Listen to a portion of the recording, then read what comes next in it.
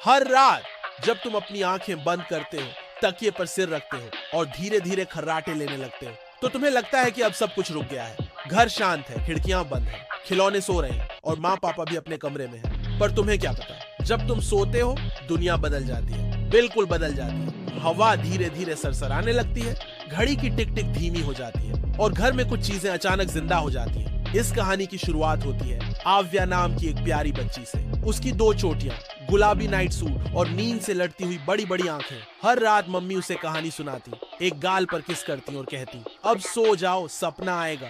पर आव्या को नींद आते ही कुछ अजीब अजीब सपने आते। कभी वो गुब्बारे पर उड़ रही होती, कभी बिल्लियां नाच रही होती, कभी तकिया चॉकलेट बन जाता।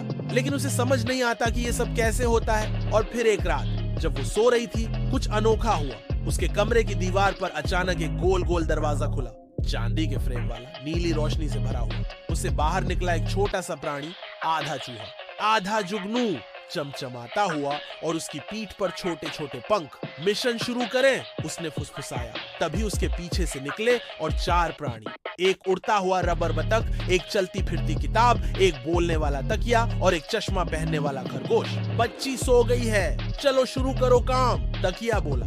क्या काम? बतख ने पूछा। हर बच्चे के सोते ही हमें उसके सपनों की मरम्मत करनी होती है ताकि उसे मीठे सपने आए। हाँ, ये थे ड्रीम रिपेयर टीम। हर रात जब कोई बच्चा सोता, ये टीम दीवार से निकलती और उसके सपनों में घुस जाती।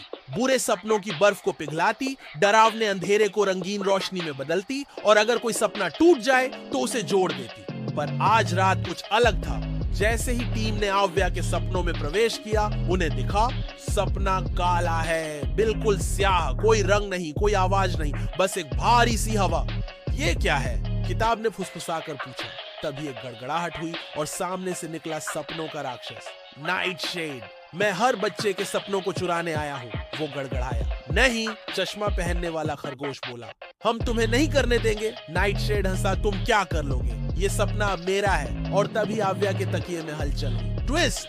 आव्या सच में जाग रही थी। उसने अपनी आंखें खोली, उसे अपने तकिए में कुछ हलचल महसूस हुई। वो उठी और सामने देखती है, उसका तकिया बोल रहा है। आव्या, तुम जाग गई? ये क्या हो रहा है? उसने हैरानी से पूछा। चश्माधारी खरगोश बोला, तुम्हें नहीं जगना था, पर अब जब तुम जाग गई हो तो तुम्हें हमारे साथ आना पड़ेगा। कहां? तुम्हारे अपने सपने को बचाने। और बस उसी पल नीली रोशनी से भरी सुरंग खुली और आव्या अपनी ड्रीम रिपेयर टीम के साथ अपने सपने के अंदर चली गई। अंदर सब स्याह था। नाइट शेड अब और बड़ा हो चुका था। उसके चारों ओर बुरे सपनों के जाल थे, टूटे खिलौने, रोते पेड़, उल्टे सूरज और डरावनी चुप्पी। मैं नहीं डरती, आव्या चिल्लाई, ये मेरा सपना है, मैं ही इसकी रानी हूँ। उसने हाथ फैलाया और उसके दिल से निकली एक सुनहरी चमक। वो चमक एक तितली में बदल गई। फिर 2, फिर 100। हर तितली बुरे सपनों को छूती और वो मीठे सपनों में बदल जाते। एक गुलाबी बाग झूला झूल रहा था, चॉकलेट की बारिश हो रही थी, सितारे गाने गा रहे थे। नाइट शेड पीछे हटा।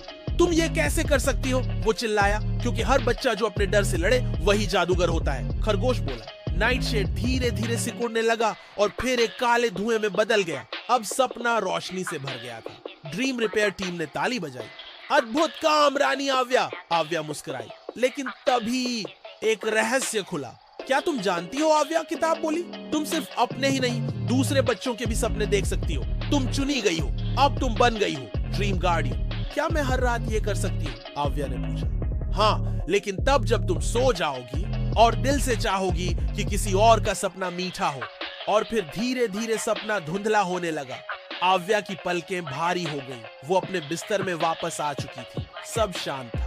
मम्मी ने आकर उसके माथे पर किस किया। मीठे सपने आए मेरी रानी, आव्या मुस्कुराई। लेकिन उसके तकिए के नीचे अब एक चमकती सी नीली डोरी थी, उस दरवाजे की जो हर रात खुलती है जब तुम सोते हो।